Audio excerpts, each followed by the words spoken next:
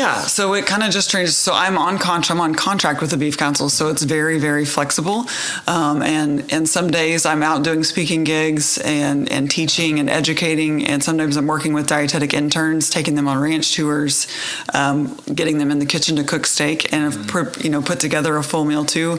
And then other days it's just managing, I would say, events and nationally recognized speakers. That's a lot of what I'm currently doing. We have a lot of events that are coming up that are geared toward registered dietitians, because we want them to have up to date, cutting edge information when it comes to nutrition, not just beef, but just overall nutrition. And so then a couple years ago, we've always raised beef. My whole life we've raised cattle, which ultimately were beef, but we have not always finished them. So we practice grain finishing. Ours are grass finished most of their life, or grass fed most of their life, and then we grain finish them. But we started selling what we call shares a couple years ago. So whether wholes or halves, and so people would ultimately legit stock their freezer, right? And through 2020, that became a hot commodity. Yes. So everyone wanted to do that. And the thing with all, the whole landscape of cattle and raising beef, it takes time, right? Improving our genetics takes time. The finishing takes time. Dry aging, that's one advantage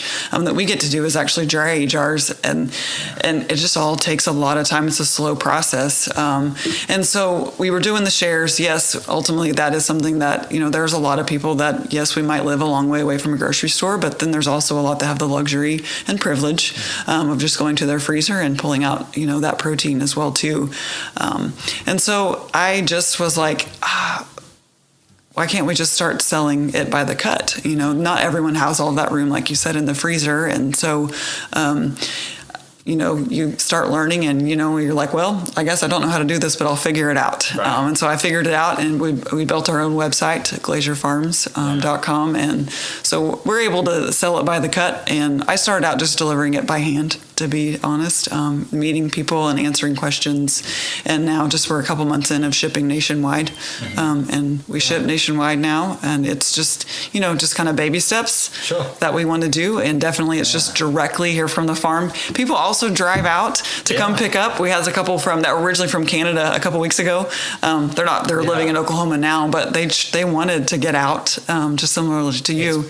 Come on out. It's great. And it was just, they were like, I was like, we don't have a farm store. Literally, you're going to walk into our home, and my kids will probably be here. Which is a great experience too. So anyway, we definitely, and is that something that's a little bit, of a fear? Like, hey, am I opening up my home? And we're opening up our farm to people to come. But I also truly feel like if we don't do that, the misinformation is just going to continue. So whether you buy beef from us or you buy beef from your local producer or your grocery store, there are people that's just like our family that's doing the work and raising it, and we're happy to share.